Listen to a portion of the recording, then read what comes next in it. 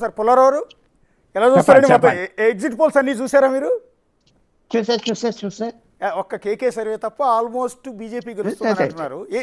ఏంటండి ఇది? మీరు యాక్సెప్ట్ చేస్తారా దాన్ని? యాక్సెప్ట్ చేస్తా, 100% యాక్సెప్ట్ చేస్తా. రఘు గారు చెప్పినంత విన్నాను. ఆయన సీనియర్ పర్సనాలిటీ కాదు ఇది అని చెప్పని ఆయన చెప్పిన మాటలకి accepted his views respectfully. Main thing ఏమిటంటే ఈవేళ మధ్యతరగతి వాళ్ళు కేజ్రీవాల్కి వేసే వాళ్ళకి ఒక రకమైన విరక్తి వచ్చింది, వెళ్ళిపోయారు, ఇంట్లో కూర్చున్నారు. భారతీయ జనతా పార్టీ ఢిల్లీలో వారు చెప్పినట్టుగా రఘు గారు చెప్పినట్టుగా 6 ఎలక్షన్లు గెలవలేదంటే ఢిల్లీలో ఉన్న పాపులేషన్ పాజిటివ్ కాదు బీజేపీకి. కేరళలో ఉన్న పాపులేషన్ లాగా, లేకపోతే తమిళనాడులో, ఇప్పుడు ప్రస్తుతం ఆంధ్రాలో కుదరదు. ఆ పాపులేషన్ మిక్స్ కుదరదు ఢిల్లీలో.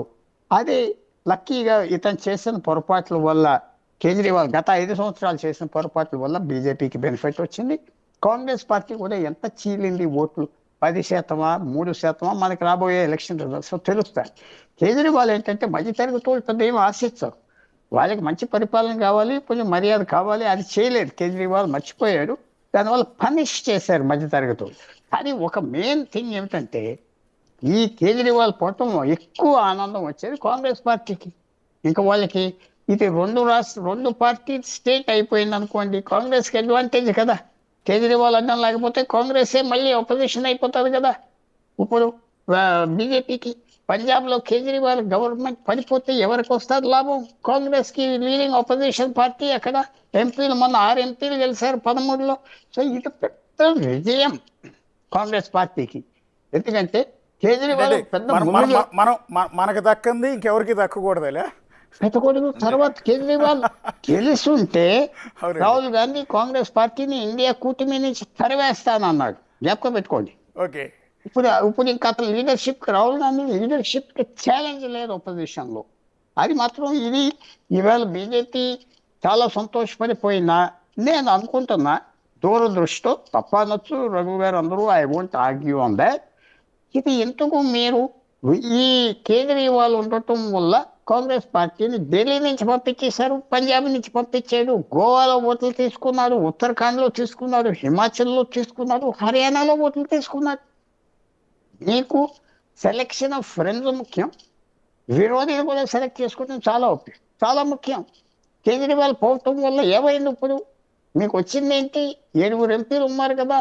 ఇది తప్పకుండా కాంగ్రెస్ పార్టీ ఎంత ఆనందపడతాదో రేపటి నుంచి మీరు చూస్తారు. అంటే ఎలా సార్? అర్థం కాల సార్ పుల్లారావు, అర్థం కాల ఎట్లా? ఇప్పుడు కాంగ్రెస్ పార్టీకి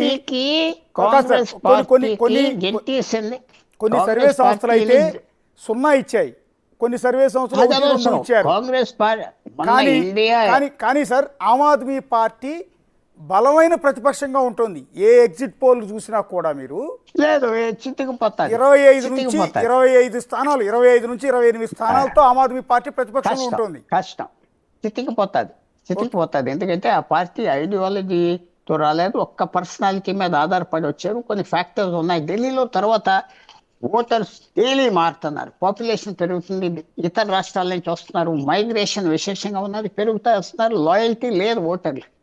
సో కేజ్రీవాల్ ఇక్కడ మళ్ళీ ఢిల్లీలో వచ్చేస్తాడు, కాంగ్రెస్ను తొక్కేస్తాడని కాదు. ఇప్పుడు కాంగ్రెస్ పార్టీ ఇండియా కూటమి మీటింగ్ పిలుస్తుంది, కేజ్రీవాల్ వెళ్ళడే. మొన్న ఏమన్నాడు, మీటింగ్కి వెళ్ళి ఆయన తీయించేస్తా అన్నాడు రాహుల్ గాంధీ లీడర్గా మమతాకి. ఇప్పుడు ఎవరు ఉంటారు, ఎవరు మాట్లాడతారు చెప్పండి? మీరు చిన్న పార్టీ అయినా కేజ్రీవాల్ బీజేపీకి చాలా సాయం చేసేవాడు, విరోధంగా ఉంది. ఇంకా అది పోయింది. కాంగ్రెస్ పార్టీకి దూరదృష్టితో చూడాలి. అలాగే తెలంగాణలో బీజేపీ కేసీఆర్ని తీసేయటానికి మెయిన్ కారణం బీజేపీ ప్రొపగాండా, ఎలక్షన్స్ అన్ని బాగా చేస్తాయి. కాంగ్రెస్ వచ్చింది అధికారంలో. సో వల్ల నేను అనుకుంటున్నా ఇది కేజ్రీవాల్ గెలుచుంటే మాత్రం విశేషమైన పరిణామాలు దేశంలో. ఓడిపోయాడు కాబట్టి రివర్స్ పరిణామాలు వస్తాయి. కాంగ్రెస్ పార్టీ చాలా హ్యాపీగా ఉంటాడు. రేపు పంజాబ్ వెళ్తాడు కేజ్రీవాల్, ఎవరు ఇస్తారు మర్యాద? ఓడిపోయినాడు వచ్చాడు, ముఖ్యమంత్రిగా కాదు, చిత్తుగా కొట్టేసారు, వచ్చాడు ఎక్కడికంటారు. ఆ ఎమ్మెల్యేలు ఉంటారా? ఎవరైనా పెద్ద నాయకులు ఉన్నారా? వాళ్ళు లేరు. సో కాంగ్రెస్ పార్టీకి ఒక మంచి వార్త వచ్చిందంటే కేజ్రీవాల్ ఓడిపోతారు. అంటే ఇది లిక్కర్ లిక్కర్ కేసు ప్రభావం ఎంతవరకు చూపించింది సార్? అంటే ఒక సీఎంని అరెస్ట్ చేశారు. చాలా, బేసిక్గా చాలా. ఒక సెక్టార్ అంతా ప్రచారం జరిగింది ఏంటంటే బీజేపీ బాగా జరిగింది.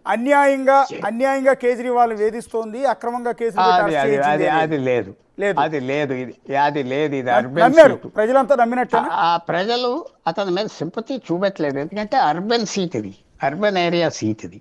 Okay. సరే పట్టించుకోలేదు కానీ సింపతి రాలేదు. అక్కడ ఆ ట్రైబల్ ఏరియాస్లో అతనికి సింపతి వచ్చింది ఓవరాల్కి జార్ఖండ్లో, ఎందుకంటే నన్ను ఎలా చేశారు అలా చేశారు, దూరంగా రూరల్ ఏరియాస్లో బలం ఉన్న పార్టీ సికింద్రాబాద్ రాలేదు. Okay. ఇట్లా మధ్య తరగతి వాళ్ళు గుడ్ బై చెప్పారు.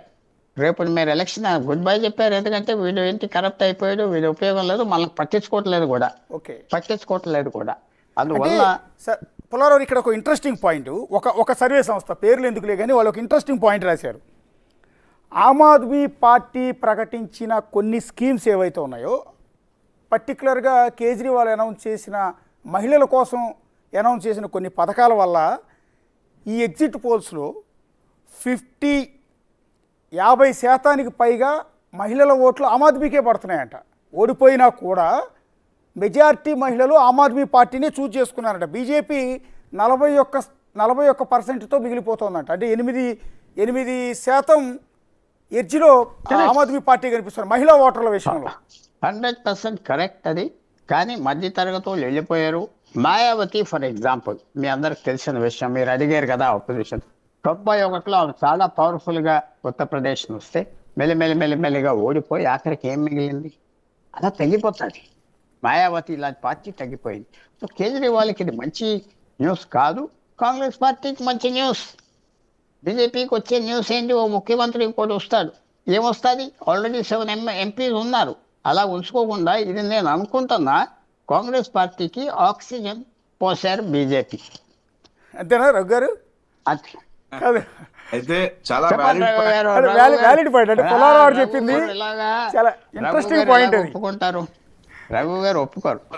పుల్లారావు గారు చాలా అద్భుతమైన వ్యాలిడ్ పాయింట్ చెప్పారు. చాలా, ఎందుకంటే గతంలో జరుగుతున్నటువంటి ఈ మధ్య కాలంలో జరుగుతున్న ఎన్నికల్లో ఈవెన్ మీరు హర్యానా చూసినా, మహారాష్ట్ర చూసినా, ఇలా కొన్ని రాష్ట్రాల్లో చూస్తే మీకు ఏమవుతుందంటే రీజనల్ ఫోర్సెస్ హర్యానాలో ఒక 4-5 అవుట్ఫిట్స్ ఉన్నాయండి. రీజనల్ పార్టీలు, చౌతాలా పార్టీ అని, INDL, తర్వాత విష్ణోయ్ పార్టీ అని, ఇలా 4-5 పార్టీలు మొన్న ఎన్నికల్లో కేవలము కాంగ్రెస్, బీజేపీ రెండే మిగిలినాయండి.